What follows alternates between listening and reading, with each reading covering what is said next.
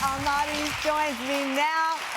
Oh my gosh, it is so good to have you on the show. Listen, for people who don't understand, I've lived in small towns, big towns. I live in New York City.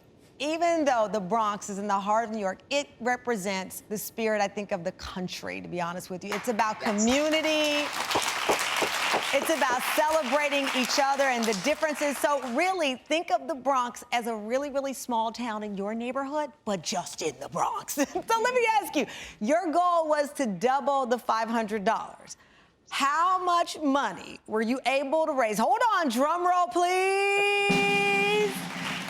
How much, Amaurys, were you able to raise? I tripled it. We made $1,620. You tripled. Yes. I love it. Listen, that's incredible. Okay, so first of all, tell us about the nonprofit you chose. It's called Bronx Machine. It was founded by a man, his name is Stephen Ritz. What do they do? Yes. So he's an amazing human being and just, Bronx native. They're trying to change the narrative. Here in the Bronx, we have not a lot of healthy options. Our kids grow up, we're eating junk food, we're eating all of these things. And what his nonprofit does is, teaches the kids how to live a healthier lifestyle, how to eat healthy, how to plant, how to farm your own fruits and vegetables and make it happen. And I think that's very important. And it's definitely for the future, Right. I mean, and that's the thing. As I said, the Bronx is about community, and it does have that feel every time I go. But the reality is it's the big city, and a lot of these kids don't get exposure to gardening, don't have an opportunity to see fresh basil, as we saw in that video, and kind of get to know the earth in the way that honestly will eventually save the planet if we teach enough children. And you got involved in this. Yes. No, that's what it's all about. The youth, the future. And I love the Bronx. You know what I mean? Anything that we can do to help the future, to uplift, to showcase our people, we're doing it, And I love it. I love it. Well, here's the thing. Listen up. So the man who created that garden space for kids, Stephen, I told you about it. Well, he's actually here.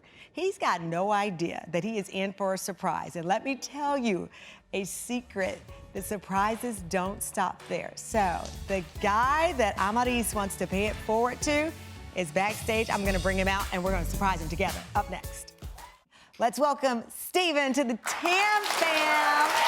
Thank you. Such an honor to be here. It is. Listen, I thought only people from Wisconsin wore cheese heads, but good to know that it's in the Bronx. So, Stephen, I have to tell you something. You are not actually here just to talk about your charity. I can't even spit it out. All hour, we've been celebrating kindness and our first ever Tam Fam Kindness Challenge. So we gave 3 different people $500 to see how they would pay it forward.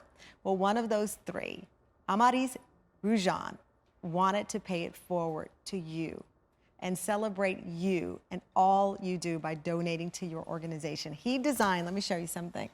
He designed this T-shirt, Be Kind. And the point of this is that he wanted to sell these, and any amount of money that came in from selling these shirts, he would add to that $500 that we gave him. Amaurys is here. He's standing by. Are you there? Yes. What's up, Amaurys? The Bronx is in the house. All right. So here's the deal. As I said, Bronx in the house. Amaurys, you initially sold these T-shirts for $10. I think they sold out. He not only doubled, but tripled the dough. And right now, in this briefcase, is what our friend Amaurys was able to raise for you. That's what's up. Thank you. This all goes to your special cause. Tell me why it's been so important for you to pay it forward to the kids in the way that you have. So, first of all, thank you, and thank you, Tam Fam. Amaurys is just one example of what the Bronx is all about. Grit, resilience. The Bronx is filled with wonderful people and wonderful things. And it's shows like yours and fans and a crowd like this that really help us change the narrative. of what is possible. But you're also changing the narrative about health and children.